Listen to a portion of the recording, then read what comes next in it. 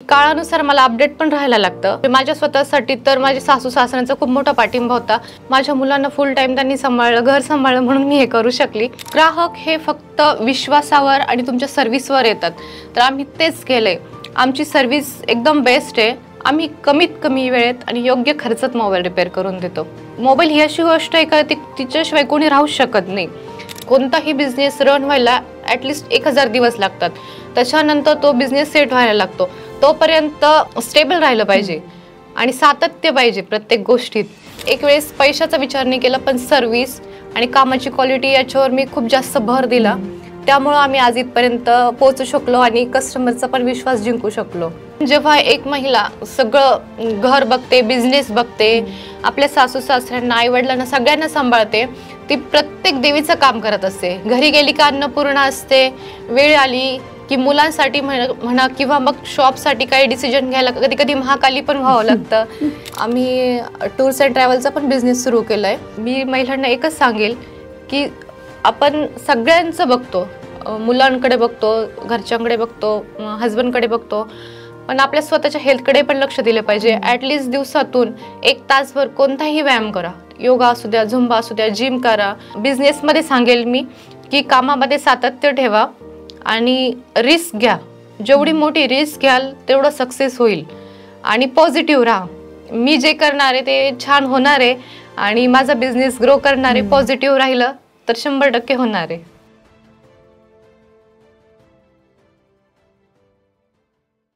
नमस्कार मंडळी, मी प्रवीणा तुमचं स्वागत करत आहे नवरात्र विशेष शक्ती कथा या पॉडकास्टमध्ये। नवरात्र म्हणजे नवी शक्ती, नवी सुरुवात। आज आपल्यासोबत आहे शिवश्रुती मोबाईल शॉपीच्या संचालिका सुप्रिया गुंजाळ। त्यांना मोबाईल डॉक्टर म्हणून ओळखले जाते। त्यांचा खांडगाव पासून ते संगमनेर शहरापर्यंतचा पूर्ण प्रवास आपण जाणून घेऊया। नमस्ते मॅम। नमस्ते मॅम, मोबाईल शॉपी सुरू करण्याची कल्पना कशी आली तुम्हाला? म्हणजे तुम्ही त्यात रिपेअरिंग पण पार्ट करताय, शॉपी पहिलेच होती का रिपेअरिंग नंतर चालू केलं? माझं शॉप पहिलेच होतं खांडगावला। संदीप सरांनी ते 1996 साली सुरू केलेलं होतं। त्याच्यानंतर 2007 साली माझं लग्न झालं आणि लग्नानंतर 3-1 महिन्यात मी शॉपला जॉईन झाली आणि सर तेव्हा रिपेअरिंगचे कोर्सेस घ्यायचे आणि मग मी रिपेअरिंग शिकली आणि 1 वर्षानंतर मग मी स्वतः रिपेअरिंगमध्ये आली। अशी मग माझी सुरुवात झाली। रिपेअरिंग करताना म्हणजे वाटलं का तुम्हाला कधी असं की हे पुरुषांचं काम आहे, मग मी का करू, असं कधी जाणवलं? नाही, अजिबात नाही जाणवलं। मी जसं शिकवत होती ना तसं मला त्यात इंटरेस्ट येत होता आणि संदीप सरांनी इतकं छान सगळं रिपेअरिंग शिकवली, हार्डवेअर झालं, सॉफ्टवेअर झालं, त्याच्यामुळे मला असं कधी जाणवलं नाही त्याचं। तुम्ही जेव्हा शॉप पहिल्यांदा जॉईन केलं तर तुमचा अनुभव काय होता? शॉपवाले आहेत ते आपल्याकडे रिपेअरिंगला मोबाईल घेऊन यायचे, तर अकोल्याचे एक शॉपवाले आहेत ते माझ्याकडे मोबाईल रिपेअरिंगला घेऊन आले आणि त्यांना अर्जंट मोबाईल पाहिजे होते ते। मग ते म्हणे करून पाहिजे, मग मी ते त्यांचे सगळे मोबाईल व्यवस्थित करून दिले। त्यावेळेस खूप छान वाटलं, म्हणजे मी तिथपासून माझी सुरुवात झाली। मला कॉन्फिडन्स आला की आता हो, मी स्वतः आपण सगळं करू शकते। पहिलं तर खेड्यामध्ये शॉप होतं पहिलं तर, म्हणजे खांडगावला। सगळ्यांना विशेष वाटायचं की मी मोबाईल रिपेअर करते असं, एक लेडीज, आणि गावातले लोक पण यायचे असे आणि प्रतिसाद पण छान होता तिकडे पण। पहिली माझी खांडगावची एक ब्रांच होती, त्याच्यानंतर मी तिकडे लिंक रोडला एक चालू केली आणि त्याच्यानंतर जांतराजा रोडला। आणि आता संदीप सर पूर्ण सेलचं बघतात आणि टूर्स अँड ट्रॅव्हलचं पण बिझनेस आहे, ते दोन्ही बिझनेस बघून घेतात। रिपेअरिंगचं पूर्ण मी हँडल करते। खूप छान प्रवास आहे माझा आत्तापर्यंतचा हा। आणि काळानुसार मला अपडेट पण राहायला लागतं, म्हणजे मी त्यावेळेस जे कोर्सेस केले त्याच्यानंतर आत्तापर्यंत खूप चेंजेस होत गेले। त्यावेळेस फक्त कीपॅडचे मोबाईल होते छोटे, त्याच्यानंतर मग ते थोडेसे अँड्रॉइड आले आणि त्याच्यानंतर आता तर खूपच वेगळे आले। त्याच्यामुळं मला पण स्वतः त्याच्यासोबत डेव्हलप करते, म्हणजे ॲडव्हान्स कोर्स करणे, ऑनलाईन कोर्स करते मी सर्व। आता तुम्ही मोबाईल रिपेअरिंगच्या क्षेत्रात आहेत, तर असा कोणता क्षण आहे का की जेव्हा तुम्हाला वाटलं की हेच करिअर माझ्यासाठी योग्य आहे? हो, वाटलं ना। ॲक्च्युली काय झालं, म्हणजे मला माझ्या शॉपच्या नावाने ओळखायला लागले आणि म्हणायला लागले का ही मोबाईल रिपेअर करते। म्हणजे लोकांना आश्चर्य वाटतं की लेडीज मोबाईल रिपेअर करते। शॉपच्या नावाने मला ओळखायला लागले। त्यात माझ्या घरच्यांनी पण मला दाद दिली, म्हणजे माझे सासू सासरे असेल किंवा माझे आई वडील। मग मला असं वाटलं हो, आता मी योग्य मार्गावर आहे। संगमनेर शहरात तुम्हाला मोबाईल डॉक्टर म्हणून ओळखलं जातं, ते का बरं ओळखलं जातं? आम्ही मोबाईलची नाडी अचूक ओळखतो, म्हणजे मोबाईलला काय प्रॉब्लेम आहे आणि त्याच्यावरती काय सोल्युशन आहे, त्याच्यामुळं आम्हाला मोबाईलचं डॉक्टर म्हणतात.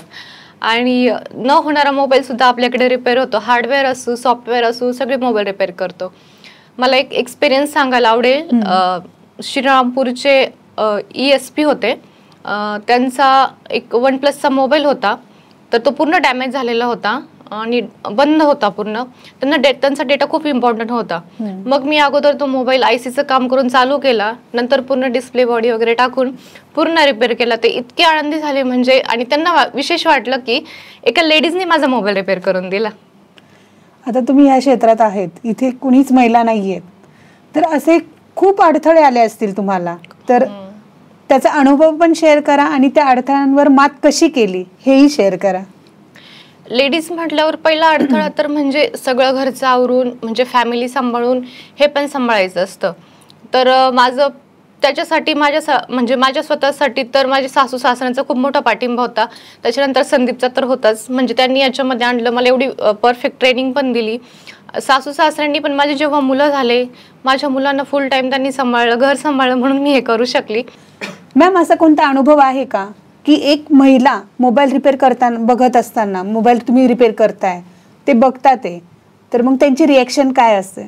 एक अनुभव सांगते मी शॉपला होती, 2 कस्टमर आली, त्यांचा मोबाईलला डिस्प्लेचा प्रॉब्लेम होता. त्याच्यानंतर त्यांनी मला मोबाईल दिला आणि मी त्यांना खर्च वगैरे सांगितलं सगळं. त्याच्यानंतर म्हणे, मोबाईल तुम्ही रिपेअर करणार आहे का? मी म्हटलं हो, मीच करणार आहे. मग ते एकमेकाकडे बघायला लागले. त्याच्यानंतर म्हणे नाही, आम्ही तिथे थांबणार, म्हणे तुम्ही आमच्या समोर मोबाईल रिपेअर करायचा. त्यांच्या समोर त्यांचा मोबाईल रिपेअर करून दिला. त्यांना इतकं आश्चर्य वाटलं की अरे, एक लेडीजने आपला मोबाईल रिपेअर करून दिला. आणि त्याच्यानंतर त्यांनी मला शाबासकी पण दिली. अरे वा, म्हणजे आम्हाला पण छान वाटलं का म्हणे लेडीजनी मोबाईल रिपेअर करून दिला. ग्राहकांचा विश्वास मिळवण्यासाठी तुम्ही काय करता, म्हणजे कोणते कोणते स्ट्रॅटेजीज वापरता? ग्राहक हे फक्त विश्वासावर आणि तुमच्या सर्व्हिसवर येतात, तर आम्ही तेच केलंय. आमची सर्व्हिस एकदम बेस्ट आहे. म्हणजे एकतर आम्ही योग्य खर्चात मोबाईल रिपेअर करून देतो, दुसरी गोष्ट वेळेत मोबाईल रिपेअर करून देतो, आणि तिसरी गोष्ट तुमचा डेटा. सगळ्यांना आपला डेटा खूप महत्त्वाचा असतो. डेटाची आमच्याकडे सिक्युरिटी असते. मी स्वतः तिथे रिपेअरिंगला असते, लेडीजचा मोबाईल असो या जेंट्सचा असो, माझ्याकडे डेटाची खूप सिक्युरिटी आहे. म्हणजे डेटा लीक होणार नाही, हे खूप महत्त्वाचं आहे. आमच्या शॉपची ही मेन सर्व्हिस आहे. आता संगमनेरमध्ये मोबाईल क्षेत्रामध्ये खूप जास्त कॉम्पिटिशन आहे, तर तुमचं काय वेगळेपण आहे? आम्ही कमीत कमी वेळेत आणि योग्य खर्चात मोबाईल रिपेअर करून देतो. मोबाईल ही अशी गोष्ट आहे का तिच्याशिवाय कोणी राहू शकत नाही. आम्ही एकदम वेळेत होईल तेवढं शक्य लवकर ॲडमिट करून घेतच नाही.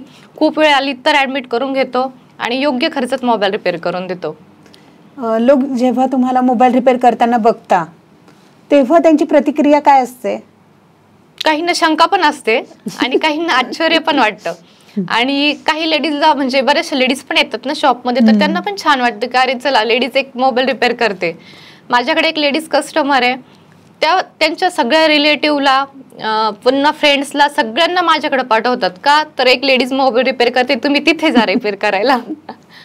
आणि जेव्हा तुम्ही मोबाईल रिपेअर करता तर तेव्हा काहीतरी अनुभव असेल ना, भन्नाट अनुभव असेल रिपेअर करताना, तुम्हाला हसू पण आलं असेल तो मोबाईल बघून की त्याची कंडिशन कशी असेल, तर असा काही अनुभव असेल तर शेअर करा ना प्लीज. रिपेअरचा अनुभव म्हणजे काय झालं, एक कस्टमरचा 1-2 अनुभव आहेत असे. एक कस्टमरचा मोबाईल आला होता, वॉटर डॅमेज होता, म्हणजे पाण्यात पडलेला होता. तर त्यांनी काय केलं, पाण्यात पडल्यानंतर तो मोबाईल तांदळामध्ये ठेवला. तर त्याच्या चार्जिंग सॉकेटमधून आतमध्ये सगळे तांदूळ गेलेले होते. मग मी त्यांना विचारलं काय झालं, म्हणजे पाण्यात पडला होता, तांदळात मोबाईल ठेवला का रिपेअर होता, आम्ही ऐकलंय. मग मी त्यांना सांगितलं की असं नसतं, मोबाईल पाण्यात पडल्यानंतर पहिला तो शॉपला आणायचं, कोणत्या पण मोबाईल शॉपला नेऊन तिथे सर्व्हिसिंग करायचं. आणि दुसरा एक अनुभव असं सांगेल की एक कस्टमरचा असंच पाण्यात पडलेला मोबाईल त्याने अक्षरशः गॅसवर गरम केला, एकाने लाईट खाली ठेवला. असे वेगवेगळे प्रयोग करतात घरी. कधी एखाद्याने विचारलंय का मोबाईल तुम्ही रिपेअर करताय तर हे लेडीजचं काम आहे का म्हणून? विचारलं पण मग मी त्यांना माझं कामाच्या स्वरूपात उत्तर दिलं त्यांना. मग त्यांना कळलं की हे क्षेत्र फक्त हे लेडीजसाठी नाही आहे किंवा जेंट्ससाठी नाही, असं कॅटेगरी नसते काही. आणि आता पॉडकास्ट आपल्या महिला बघतायत, तर त्यांना तुम्ही सुचवाल का की हे क्षेत्र लेडीज सुद्धा करू शकते? हो, नक्कीच करू शकते. उलट याच्यामध्ये लेडीज चांगलं करिअर करू शकते आणि त्यात सोपं आहे खूप, काही खूप अवघड नाही आहे.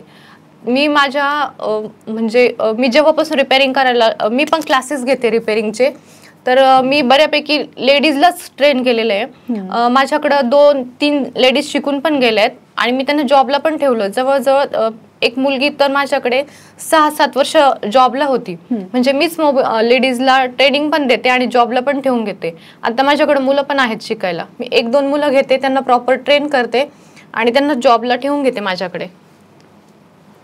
आजकाल मोबाईल सगळ्यांसाठी लाईफलाईन झाला आहे, तर तुमच्यासाठी काय आहे? मोबाईल माझ्यासाठी आत्मा म्हणता येईल किंवा माझं पॅशन आहे मोबाईल रिपेअर करणं. म्हणजे ॲक्च्युली मी ह्या फील्डमध्ये नव्हती पहिले, पण जेव्हापासून रिपेअरिंग सुरुवात केली मला त्यात इंटरेस्ट वाढत गेला. मी माझं स्वतःचं पॅशन बनवलं बघ, मोबाईल रिपेअरिंग. आता मी घरी नाही राहू शकत, म्हणजे मला कोणत्या पद्धतीने शॉपला लवकर यायचं आहे, मला हा मोबाईल रिपेअर करायचा आहे. आणि माझी एक चांगली गोष्ट म्हणजे मला जर एखाद्या मोबाईलचा प्रॉब्लेम नाही सॉल्व्ह करता आला तर माझ्या डोक्यात कुठेतरी राहून जातं की अरे आपण याचा मोबाईलचा प्रॉब्लेम नाही सोडू शकलो. मी त्याच्यावर खूप सर्च करते, म्हणजे व्हिडिओ बघणं किंवा आणखीन ॲडव्हान्स कोर्स करणं, इकडे चौकशी कर. मग मी जो नेक्स्ट मोबाईलला तो प्रॉब्लेम आला तर मी 100% सोडवते. आजकाल महिलांना तंत्रज्ञान क्षेत्रात यायचं असेल तर तुम्ही काय सल्ला द्याल? असं महिलांसाठी किंवा जेंट्ससाठी असं वेगवेगळं आहे असं काही नाही. ह्या क्षेत्रात सुद्धा महिला खूप म्हणजे येऊ शकतात.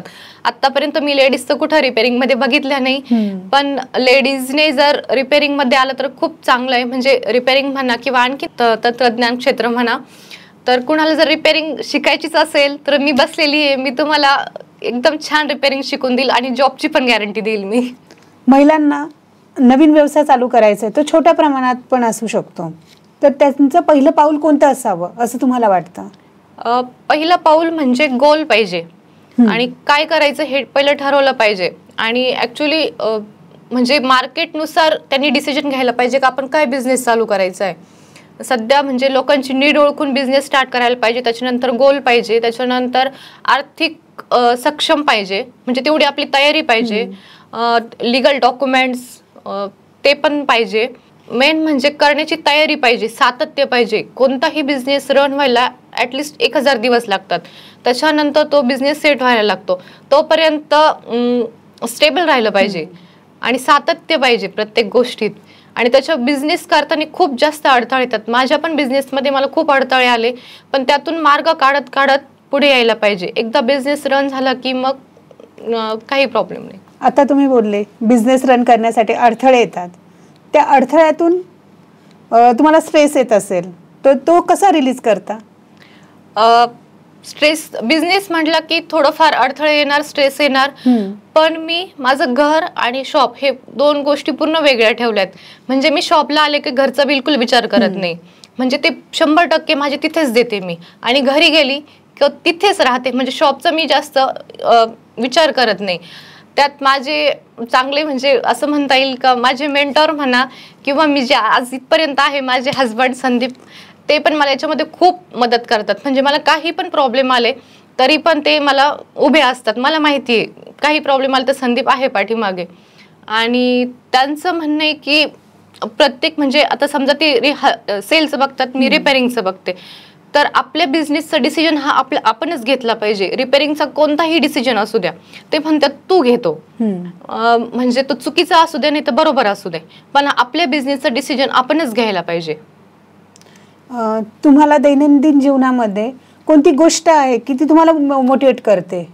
मी माझे काही गोल्स ठरवलेत, मग मला ते अचीव करायचे, मग मी त्या दृष्टीने माझे पाऊल उचलत राहते आणि माझ्या कामात सातत्य ठेवून हार्ड वर्क करून मी तिथपर्यंत पोहोचणार सारखा प्रयत्न करत राहते. आता संगमनेर सारख्या ठिकाणी तुमचे 3 ब्रांचेस आहेत, तर त्या यशामागचं कारण काय? त्या यशामागचं कारण पहिलं तर म्हणता येईल मला सपोर्ट हजबंडचा. दुसरी गोष्ट म्हणता येईल की मी खूप जास्त सातत्य ठेवलंय कामामध्ये प्रत्येक. त्याच्यानंतर हार्डवर्क आणि माझ्या कामाची क्वालिटी. मेन म्हणजे मी प्रत्येक गोष्टीमध्ये एक वेळेस पैशाचा विचार नाही केला, पण सर्व्हिस आणि कामाची क्वालिटी याच्यावर मी खूप जास्त भर दिला. त्यामुळं आम्ही आज इथपर्यंत पोहोचू शकलो आणि कस्टमरचा पण विश्वास जिंकू शकलो. शिवस्मृती मोबाईल शॉपीला तुम्ही 5 वर्षामध्ये कुठे बघू इच्छिता? शिवस्मृती तर ऑलरेडी आता मोठी झालीच आहे, पण आणखीनही मी नक्कीच मोठं करेल. पण मला असं वाटतं की मी माझ्या हातून आणखीन खूप लेडीजचं ट्रेनिंग व्हावं मोबाईल रिपेअरिंगचं, आणि त्या लेडीज पण माझ्याकडे जॉबला किंवा त्यांचं पण स्वतःचं काहीतरी करिअर असावं त्याच्यामध्ये. असं जेव्हा मी अशा खूप लेडीज ट्रेन कराल तेव्हा मला ते बघून आनंद होईल आणि मी त्या वेळी काहीतरी नक्कीच माझं पुढचं पाऊल असणार आहे. आता तुम्ही बोलले की त्यांच्या करिअरसाठी ट्रेनिंग द्याल, तर असं काही स्पेसिफिक आहे की कोणत्या महिलांना तुम्ही ट्रेनिंग देणार? असं काही नाही. शिक्षण ॲटलिस्ट ग्रॅज्युएशन झालेलं पाहिजे. थोडंफार इलेक्ट्रिकचं नॉलेज असेल तरी चालेल, नसेल तरी चालेल. फक्त करण्याची तयारी पाहिजे. शिकवण्याची जबाबदारी पूर्ण माझी. काहीही येत नसलं तरी मी एका लेडीजला ट्रेन करू शकते, ही माझ्यावर गॅरंटी आहे. मॅम, आर्थिकदृष्ट्या परिस्थिती नाही आहे, अनुकूल नाही आहे, आणि काही दिव्यांग आहेत की त्यांना खरं शिकण्याची इच्छा आहे, तर त्यांच्यासाठी तुम्ही काय करू इच्छिता? आम्ही ऑलरेडी करतोच आहे. मोबाईल रिपेअरिंगमध्ये आणि सेलमध्ये पण जे आर्मीमध्ये आहेत किंवा मग हँडिकॅप आहे, हँडिकॅपला थोडंसं डिस्काउंट देतो. पण आर्मीमध्ये जे आहेत त्यांना मी तर फक्त स्पेअर पार्टचे पैसे घेते. ओके. आणि न्यू मोबाईल पण आम्ही आलेल्या किमतीतच आर्मीवाल्यांना देतो. जेवढी ऑफर करून देता येईल तेवढी आम्ही करून देतो. आणि रिपेअरिंगमध्ये फक्त मी स्पेअर पार्टचे पैसे घेते आणि त्यांना मोबाईल रिपेअर करून देते. आणि ज्या मुली जिच्या घरची परिस्थिती सोय किंवा ठीक नाहीये, तर अशांना मी अगदी काही लेडीजला मी ट्रेनिंगचे पैसेही घेत नाही, 1 रुपया घेत नाही, फ्री ट्रेनिंग देते मी त्यांना. आता नवरात्र चालू आहे. नवरात्राच्या 9 रूपांपैकी तुम्हाला असं वाटतं की ते रूप तुमच्यामध्ये आहे? मी तर मला स्वतःला सगळ्याच देवीच्या रूपात एक रूप करेन. कारण जेव्हा एक महिला सगळं घर बघते, बिझनेस बघते, आपल्या सासू सासऱ्यांना, आई वडिलांना सगळ्यांना सांभाळते, ती प्रत्येक देवीचं काम करत असते. घरी गेली का अन्नपूर्णा असते, वेळ आली की मुलांसाठी म्हणा किंवा मग शॉपसाठी काही डिसिजन घ्यायला कधी कधी महाकाली पण व्हावं लागतं. त्यामुळे मी म्हणेल की मी सगळ्या देवीच्या रूपाशी एक रूप आहे. मॅम, आता नवरात्र, दसरा, दिवाळी, मग आता भरपूर ऑफर सगळ्या मोबाईल शॉपिंगमध्ये असतात, तर तुमच्याकडे काय ऑफर चालू होते? माझ्या शॉपिंगमध्ये पण भरपूर ऑफर आहेत. सेलवरती तर आम्ही 5-6 पर्यंत गिफ्ट देतो. आणि रिपेअरिंगमध्ये तर मी स्पेशल ऑफर ठेवली दिवाळीपर्यंत. ज्यांचा कुणाचा मोबाईलचा डिस्प्लेची पेस्टिंग निघाली आहे तर मी त्यांना फ्रीमध्ये डिस्प्ले पेस्टिंग घेऊन येईन. ज्या गोष्टीला 300-350 रुपये लागतात ते मी फ्रीमध्ये करून देईल. आता या व्यवसायाबरोबर तुमचा अजून एक जोड व्यवसाय आहे, टूर्स अँड ट्रॅव्हल्सचा, तर त्याबद्दल पण काही सांगू शकाल? आम्ही टूर्स अँड ट्रॅव्हलचा पण बिझनेस सुरू केला आहे. त्याच्यामध्ये आमच्याकडे 3 गाड्या आहेत. अर्बनिया आहे 17 सीटर, इनोव्हा क्रिस्टा आहे 7 सीटर आणि किया सेल्टॉस आहे 5 सीटर. माझी अर्बनिया जी कार आहे ती महाराष्ट्रातली पहिली गाडी आहे. तिचे पुशबॅक सीट्स आहे, प्रत्येक सीटला चार्जर आहे आणि एकदम लक्झरियस रिच लुक देणारी. तिला जमिनीवरचं विमानच म्हणतात.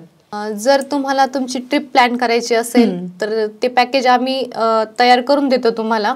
आणि अर्बनिया जी आहे ती ऑल इंडिया फिरते. तुम्हाला कुठं पण आता दिवाळीनंतर ट्रिप काढायची असेल तर पूर्ण पॅकेज तयार करून देतो किंवा ह्या कार्स पाहिजे असतील तरी आम्ही प्रोव्हाइड करतो. मॅम, तुमची मुलगी 12वीला आहे, पण तुम्हाला बघून वाटत नाही तसं. आजकाल महिला स्वतःच्या शरीराकडे लक्षच देत नाही, तर त्यासाठी तुम्ही काय सल्ला द्याल? मी महिलांना एकच सांगेल की आपण सगळ्यांचं बघतो, मुलांकडे बघतो, घरच्यांकडे बघतो, हजबंडकडे बघतो, पण आपल्या स्वतःच्या हेल्थकडे पण लक्ष दिले पाहिजे. ॲटलिस्ट दिवसातून 1 तासभर कोणताही व्यायाम करा, योगा असू द्या, झुंबा असू द्या, जिम करा. मी स्वतः पण तेच करते. मी 7-8 वर्षापासून रोज सकाळी 1 तास स्वतःसाठी देते. त्याच्यानंतर आपला डाएट पण प्रॉपर ठेवला पाहिजे, म्हणजे हेल्दी खा. बऱ्याचशा लेडीज काय करतात, ब्रेकफास्ट केला नाही केला किंवा जे असेल ते त्याच्यामध्ये ते जेवून घेतात, प्रॉपर व्हिटॅमिन प्रोटीन आपल्या बॉडीमध्ये जात नाही, त्याचा त्रास लेडीजला मग पुढे होतो. मग मी महिलांना हेच सांगेल की तुम्ही सगळं सांभाळताय, मग आपल्या शरीराकडे पण लक्ष द्या. स्वतःसाठी 1 तास काढा, किंवा आपल्याला बुक रिडिंग आवडते, सॉन्ग म्हणायला आवडतं, जे स्वतःला आवडतं ते पण छंद जोपासा. त्याच्याने पण आपण हॅप्पी राहतो आणि याचा आपल्या बिझनेसवर पण इम्पॅक्ट होतो. म्हणजे मी तर म्हणेन की आपण हेल्दी राहिलो तर सगळं आपण सांभाळू शकतो. म्हणून मी त्याच्यासोबत हे पण सांगेल की बिझनेस सोबत आपली स्वतःची हेल्थ पण सांभाळा. जाता जाता आपल्या महिलांसाठी काय संदेश द्याल? मी महिलांना हे सांगेल की आता जसं सांगितलं तसं स्वतःची हेल्थ सांभाळा. बिझनेसमध्ये सांगेल मी की कामामध्ये सातत्य ठेवा आणि रिस्क घ्या. जेवढी मोठी रिस्क घ्याल तेवढं सक्सेस होईल. आणि पॉझिटिव्ह राहा. मी जे करणार आहे ते छान होणार आहे आणि माझा बिझनेस ग्रो करणार आहे. पॉझिटिव्ह राहिलं तर 100% होणार आहे. मॅम, तुमच्या 3 ब्रँच आहेत, तर सगळा स्टाफ कसा मॅनेज करता? एवढा मोठा स्टाफला घेऊन चालणं ते सोपं नाही आहे, कारण की प्रत्येक क्षेत्रामध्ये बघितलं की स्टाफ हे सगळ्या अडचणी येतात. पण तुमच्याकडे ते स्किल कसं मेंटेन केलं आहे की जास्त वर्ष टिकतो तुमच्याकडे स्टाफ? हो, तर त्याचं रहस्य सांगा आम्हाला.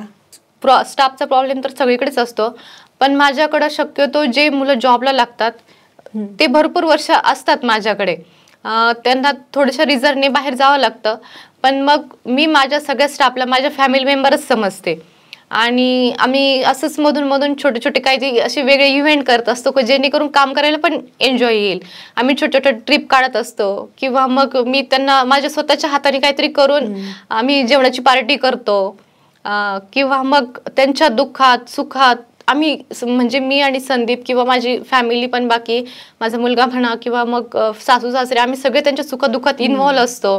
त्याच्यामुळे काय होते, एक बॉन्डिंग तयार होते आणि ते पण आपल्याला फॅमिली मेंबरच समजतात. मग मी हेच सांगेल की आपण जीव लावलं तर आपल्याला समोरचे जीव लावणार आहे. नमस्कार. मोबाईलच्या अडचणीवर एकच उत्तर, शिवस्मृतीचे मोबाईल डॉक्टर.